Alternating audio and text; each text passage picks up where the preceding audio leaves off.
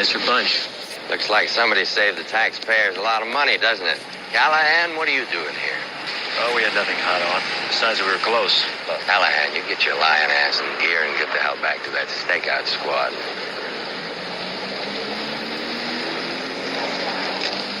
Who do you think did this, Briggs? You're on loan to stakeout, Callahan. That's right, Lieutenant. You saw to that. But we can't have the public crying police brutality every time you go out on the street. Well, you just might need me on a job like this. Whoever did this was very good at it. You'd sure be the one to know, Harry. Well, I just work for the city, Briggs. So do I. Longer than you. And I never had to take my gun out of its holster once. I'm proud of that. Well, you're a good man, Lieutenant. A good man always knows his limitations. Good morning. It's Thursday, May the 4th, and this is The True Conservative. Welcome to all the butchers, bakers, and candlestick makers out there. I'm Ron, your host, and the only true conservative in the United States today. So today, after the Serenity Prayer and the Star-Spangled Banner, we will have Stupid Question, Stuart Varney, Take No Prisoners, No Free Lunch, The Rape of the Mind, and Donald Trump. All that and more when I get back.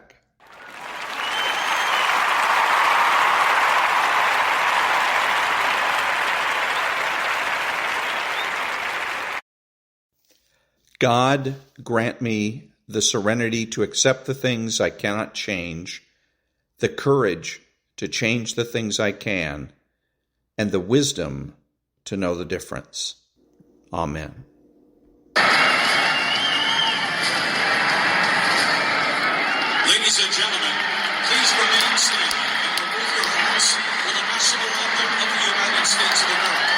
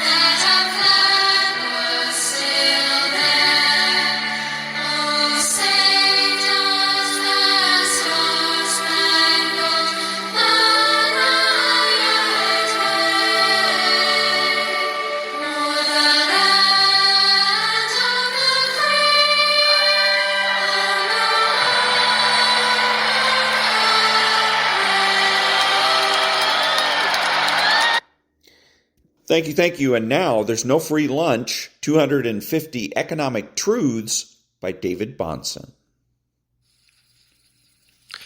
For reasons I do not entirely understand, the clerisy after 1848 turned toward nationalism and socialism and against liberalism, and came also to delight in an ever-expanding list of pessimisms about the way we live now in our approximately liberal societies.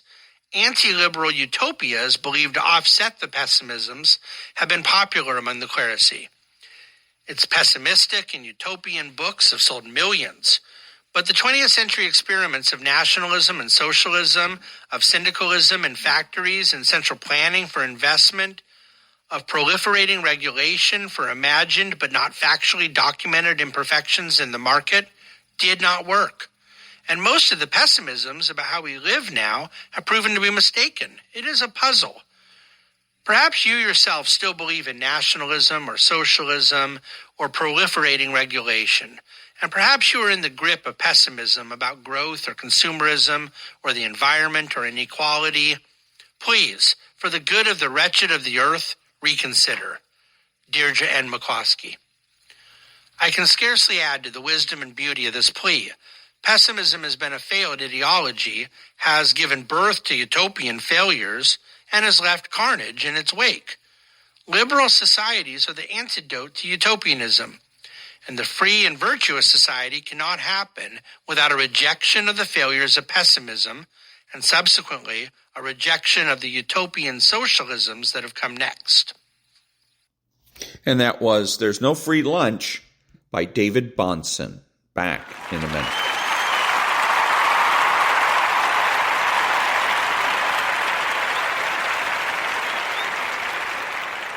Thank you. Now a little bit of Stuart Varney. Became a city of refuge. City officials were not allowed to help the feds enforce immigration laws. In plain English, if illegals made it to San Francisco, they were in and they could stay. Well, there are now 180 sanctuary cities and 11 sanctuary states. So that's my point. Again, all of the Republican talk show hosts want to make it out like the country's in dire straits and that, we're on the verge of revolution and things that make it out like things are worse than they really are. But listen to what he's talking about here. He says 180 cities. I Googled it and found out there's 108,000 cities in the United States, and only 180 of them are sanctuary cities. There's 50 states in the Union. Now, according to Mr. Varney, 11 states are sanctuary states. That means not even a quarter of the states in the United States are sanctuary states. Only, not even a quarter. It would be 12 or more. Probably 13 would make it. But there's 11 states, 180 cities. 180 cities out of 108,000, which is less than 1%, 1/10 of 1%. It's insignificant. So again, this is Mr. Stuart Varney trying to make a big deal, a mountain out of a molehill. Yes, it's a stupid idea for cities and states to declare themselves sanctuaries. And why? Because they're not making any type of a statement. They're not virtue signaling. What they're doing is they are making themselves magnets. As Stuart Varney goes on to say, he says that as more and more people come over the border, when Title 42 expires, then they're going to go straight for the sanctuary states and cities. They're the ones that are going to get overrun. But the secret is that all of those cities and states are going to look to the Biden administration for bailouts. Okay, that's one of the big reasons why the Democrats don't want Trump in power. Because if Trump was in the White House, he wouldn't be giving them bailouts. His attitude, as we've seen before, is going to be, you want to be a sanctuary city? You pay for it. You want to be a sanctuary state? You pay for it. So, but anyways, don't let the Republican talk show hosts get you all worked up into thinking that this is a sign of the apocalypse or something. Far from it. Back in a minute.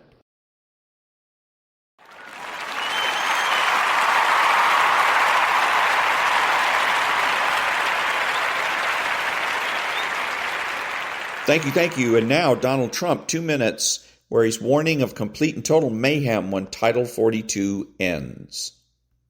Under my leadership, we had the most secure border in U.S. history by far. We replaced catch and release with detain and deport. One of my most successful policies was Title 42, which allowed for instant expulsion of any illegal alien who crossed our borders. Anybody. If they were bad, we got them out. We got them out fast. Those who trespassed into our country could be immediately sent back to the place from which they came. Every would-be illegal border crosser knew that with Donald Trump in the White House, our border was closed. It was absolutely closed, and they had no chance of getting in, and therefore they didn't come.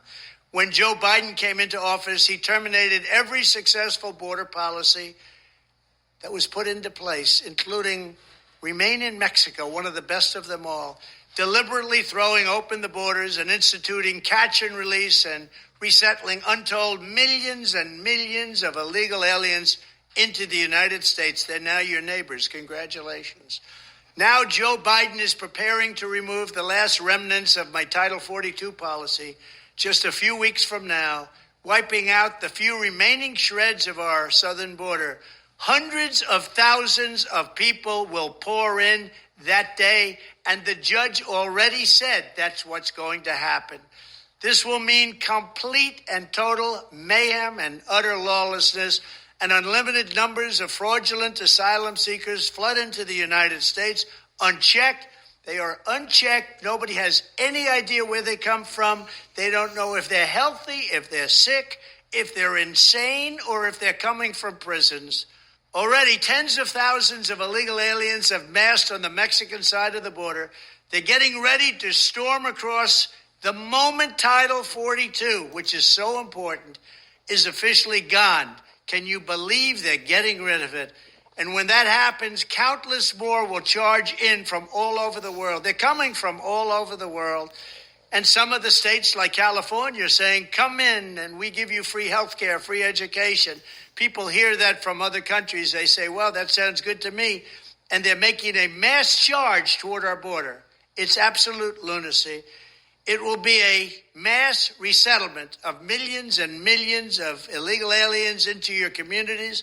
And the invasion will be aided, abetted, and facilitated by the Biden administration's every step of the way. Every path they take will be made easier by Biden.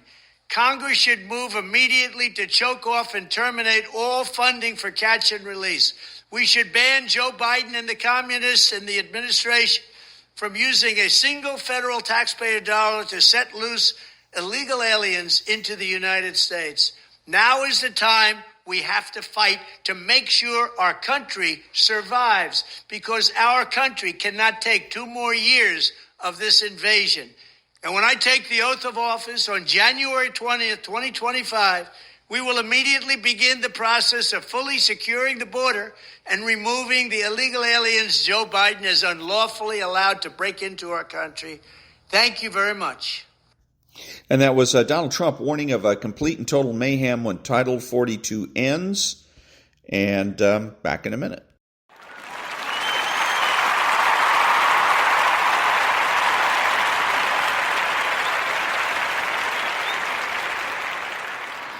Thank you. And so I wanted to, I was thinking about how it is that the left seems to always get away with everything, and that the people, particularly the activists, they'll run their mouths about anything and everything, and they seem to act with impunity. And they stick their nose into everything. Why? Simple.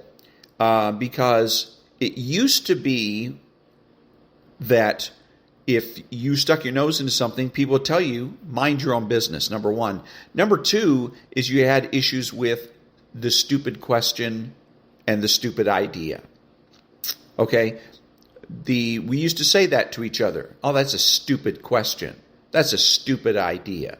We weren't afraid to do that. Now, the other person might say, no, it's not, and then start defending that position, whatever, or their idea or question. Okay?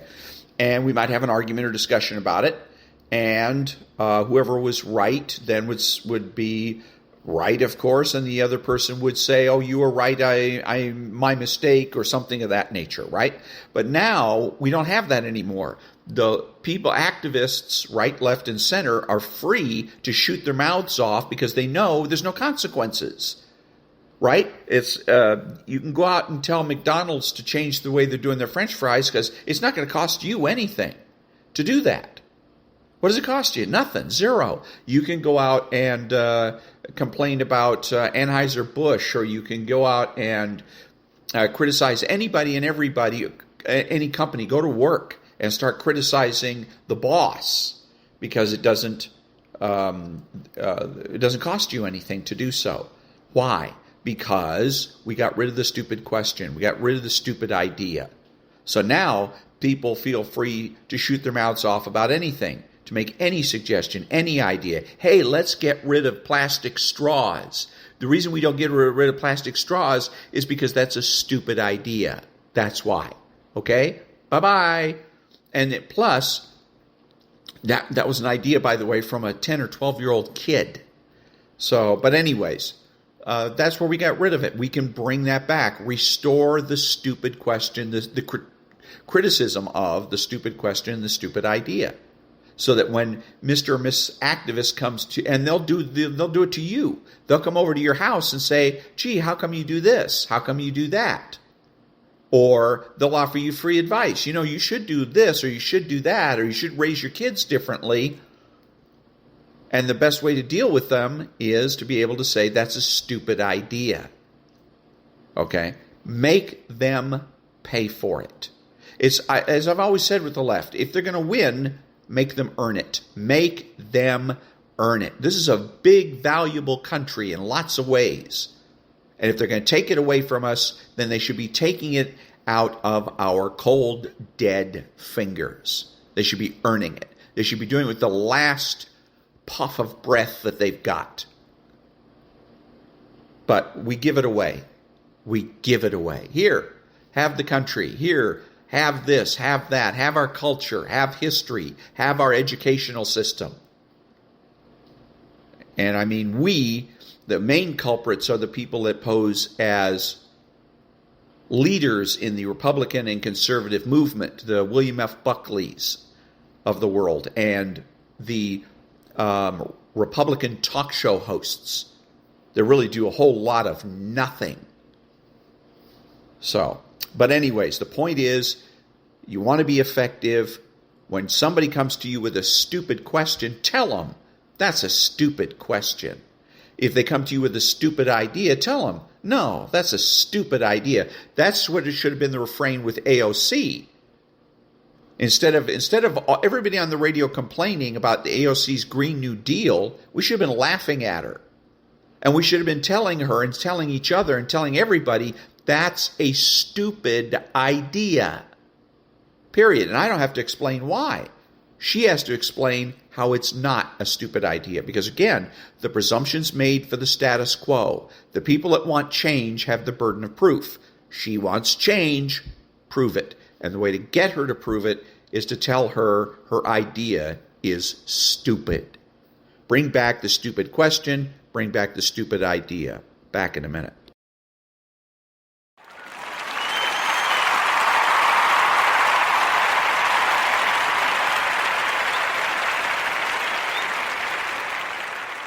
Thank you. And now, the rape of the mind. Chapter 8, Trial by Trial. For the Special Marine Corps of Inquiry in Washington that had to judge one of the cases of brainwashing, I was asked, as an expert witness, if I could explain why some of the American officers yielded rather easily to mental pressure exerted by the enemy. It was in the days when congressional investigations in our country were in full swing. In all honesty, I had to answer that sometimes coercive suggestions underlying such investigations could exert conforming pressure on susceptible minds. People are conditioned by numerous psychological processes in our daily political atmosphere. Though we have been forewarned of what totalitarian techniques may do to the mind, there is reason to be alarmed by the possible disruption of values brought about by some of our own troubles. The totalitarian dictator succeeded in transforming his apparatus of justice into an instrument of threat and domination. Where once a balanced feeling of justice had been recognized as the noblest ideal of civilized man, this ideal was now scoffed at by cynics like Hitler and Goebbels, and called a synthetic emotion, useful only to impress or appease people. Thus, in the hands of totalitarian inquisitors and judges, justice had become a farce, a piece of propaganda to soothe the people's conscience. Investigative power is misused to arouse prejudices and animosities in those bystanders who have become too confused to distinguish between right and wrong. The totalitarian has taught us that the courts and the judiciary can be used as tools of thought control. That is why we have to study how our own institutions, intentionally and unobtrusively, may be used to distort our concept of democratic freedom. The downfall of justice. To a psychologist, perhaps the most interesting aspect of the Moscow Purge trials between 1936 and 1938 was the deep sense of moral shock felt by people all over the world, whose trust in the judicial process was shaken to its foundations by these perversions of justice. Discussions about the trials always concern themselves less with the question of guilt or innocence of the accused than with the horrifying travesty of justice the trials presented. Somewhere deep in the soul of men lies the conviction that a judge is, by definition, a righteous, impartial man, that an appeal to the courts is the road to truth, that the law stands above corruption, degradation, and perversion. Of course, we recognize that judges are human beings like ourselves. They can make mistakes, as the rest of us do. And we are even willing to accept temporary injustice because we believe that there will be eventual vindication and that the rule of law and justice will remain triumphant. The moment the judicial process becomes a farce, a show to intimidate the people, something in man's soul is profoundly affected. When justice is no longer blind, but has her eye on the main chance, we become frightened and alarmed. To whom shall a man turn if he cannot find justice in the courts? During the course of psychotherapy, one of my patients was called to jury duty. The experience disturbed him deeply, for apparently the prosecutor in this case was more interested in getting a conviction than in finding out the truth. Although the jury had the last word and, by its verdict, condemned the prosecutor's strategy, our juror was greatly upset. What happens, he asked me, in other cases? Suppose the juror cannot see through the lawyer's sophisms. Suppose they're taken in by his constant suggestion and insistence. Indeed, any trial can be used as a weapon of intimidation. It can, in a subtle way, intimidate the jurors, the witnesses, the entire public. In totalitarianism, some higher courts exist only to carry out this function of intimidation.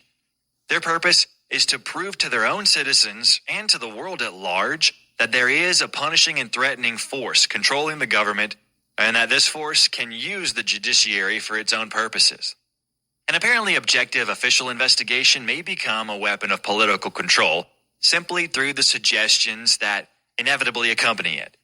The man who is under investigation is almost automatically stigmatized and blamed because our suspicions are thrust on him. The very fact that he is under scrutiny makes him suspect. Thus, even the so-called democratic power to investigate may become the power to destroy. We must be aware of this danger. Already, the approving or disapproving way of interrogation changes man's thinking about facts. Any judicial action, whether legal or investigative, which receives widespread publicity, exerts some mental pressure on the entire public. It is not only the participants in the action who have a stake in its eventual outcome. The citizens as a whole may well become emotionally involved in the proceedings. Any official investigation can be either a mere show of power or an act of truth.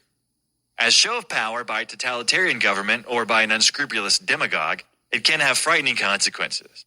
The German Reichstag fire case, the Moscow purge trials, and the court actions against our POWs in China are prime examples of legal action, which served to consolidate the political power of ruthless men and had for their object confusion of a helpless citizenry.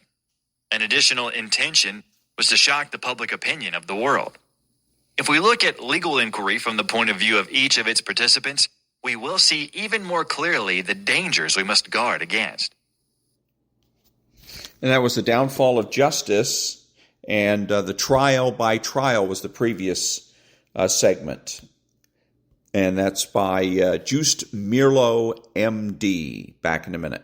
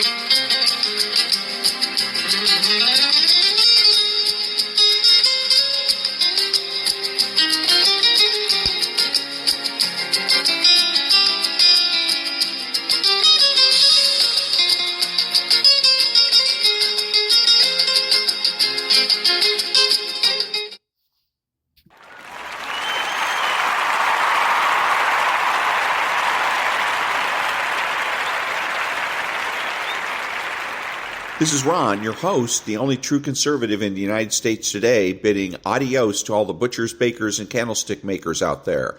So I'm reminding you that the left has no authority, no power, and they can't win.